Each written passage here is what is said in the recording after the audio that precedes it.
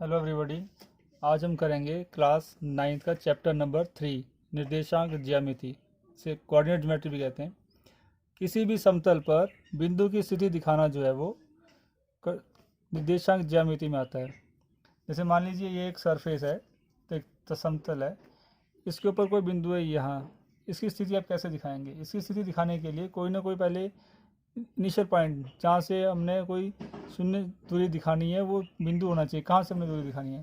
तो दिखाने के लिए हम क्या करते हैं, इस तल को पहले दो समांतर परपेंडिकुलर जो है लाइंस में डिवाइड कर देते हैं।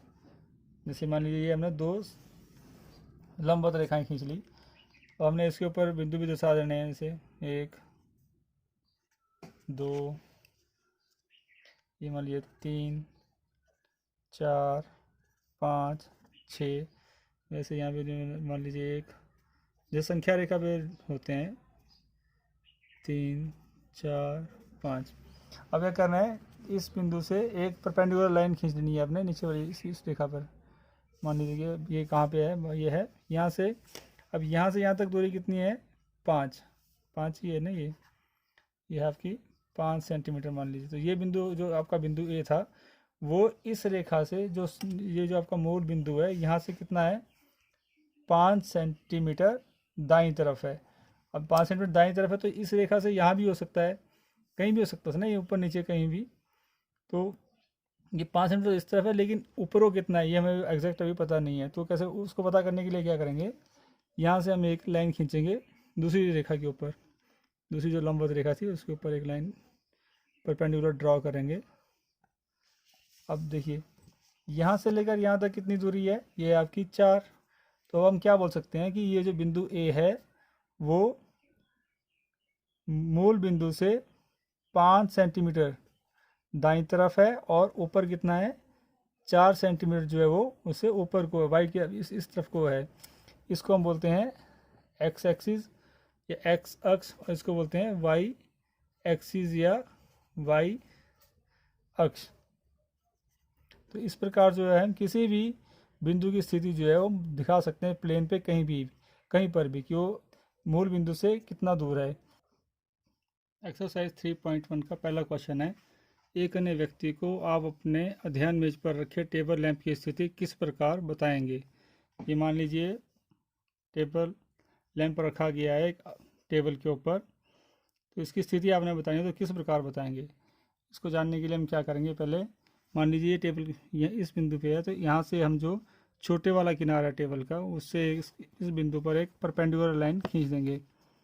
मान लीजिए ले ली हमने लाइन, मान लीजिए आता है आपका, इसकी लंबाई जो है आपकी 25 है। अब क्या करेंगे, जो लंबा किनारा है मेज का उससे इस बिंदु पर एक परपेंडिकुलर लाइन इस तरह से भी खींच लेंगे। मान लीजिए आ गई आपकी ये आती है आपकी 10। तो अब देखिए अब क्या है, इसका हल जो होगा, छोटे किनारे से लैंप की दूरी कितनी है? छोटे किनारे से लैंप की दूरी है 25, और बड़े माना ये हमने मान के चले हैं, माना बड़े किनारे से लैंप की दूरी बराबर है, बड़ा किनारा ये वाला है और इससे इसकी दूरी कितनी है? 10। अब लैंप की स्थिति क्या होगी? लैंप की जो स्थिति है वो क्या होगी, देखिए अगर हम लेते हैं इसको एस एक्स एक्सिस, ये वाली हमारी है एक्स एक्सिस, तो यहाँ से यहाँ तक दूरी कितनी है? 10। और अगर ये हमारी वाई एक्सिस है तो यहाँ से यहाँ तक दूरी कितनी है? 25। तो इसकी स्थिति होगी 10 और 25। ठीक है। अगर हम लेते हैं इसको एक्स एक्सिस, ये वाली अगर हम एक्स एक्सिस लेते हैं तो यहाँ से यहाँ तक कितना हो जाएगा? 25। और यहाँ से लेकर इसको हम ये बन जाएगा हमारा वाई एक्सिस। तो वाई एक्सिस पे कितनी दूरी है इसकी? 10। ये देखिए यहाँ 10 है, इसके यहाँ पे आएगा ये 10। तो लैंप की स्थिति जो है वो हम कैसे दर्शा सकते हैं? 10 और 25 या 25 और 10, डिपेंड करता है कि इसको आप किस तरफ से देख रहे हैं, कौन से एक्सिस को आपने एक्स एक्सिस लिया है। प्रश्न नंबर 3.1 का दूसरा प्रश्न है, सड़क योजना। एक नगर में दो मुख्य सड़कें हैं जो नगर के केंद्र पर मिलती हैं। ये दो सड़कें उत्तर दक्षिण की दिशा और पूर्व पश्चिम की दिशा में हैं।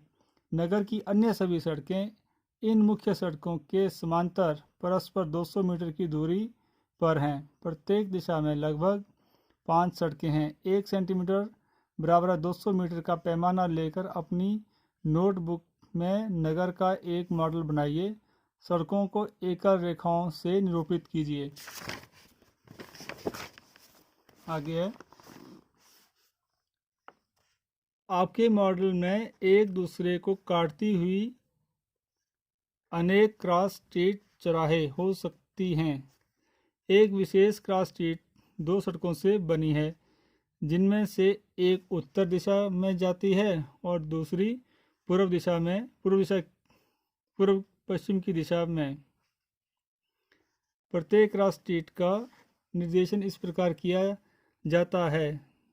यदि दूसरी सड़क उत्तर दक्षिण दिशा में जाती है और पांचवी सड़क पूर्व पश्चिम दिशा में जाती है और ये एक क्रॉसिंग पर मिलती हैं, तब इसे हम क्रॉस 2-5 कहेंगे। इसी परंपरा से यह ज्ञात कीजिए कि कितनी क्रॉस स्ट्रीटों को 4-3 माना जा सकता है। कितनी क्रॉस स्ट्रीटों को 3-4 माना जा सकता है। जो सड़कों की स्थिति है वो इस प्रकार है। ईस्ट से वेस्ट की तरफ मुख्य सड़क है और नॉर्थ से साउथ की तरफ मुख्य सड़क है। ये लाल स्केच से दर्शाई गई है। इसके साथ ईस्ट से वेस्ट को कितनी सड़कें हैं? 5। जैसे सड़क नंबर 1, सड़क नंबर 2, सड़क नंबर 3, सड़क नंबर 4। ये जो मुख्य सड़क है, चौथी सड़क ये होगी और पांचवी ये। इसी प्रकार जो है नॉर्थ से साउथ को, उत्तर से दक्षिण को भी 5 सड़कें हैं। ये आपकी सड़क नंबर 1, ये सड़क नंबर 2, ये मुख्य सड़क है, ये सड़क नंबर 3, ये सड़क नंबर 4 और एक सड़क नंबर 5। अब क्या बोला गया है कि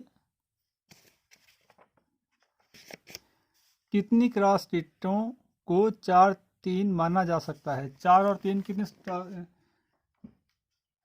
क्रॉस स्ट्रीटों को माना जा सकता है? 4 और 3। तो देखिए 4 मतलब हमने लेना है यहाँ से गिनना है 1, 2, 3, तीसरी का ये नहीं आएगी क्योंकि ये मुख्य सड़क है।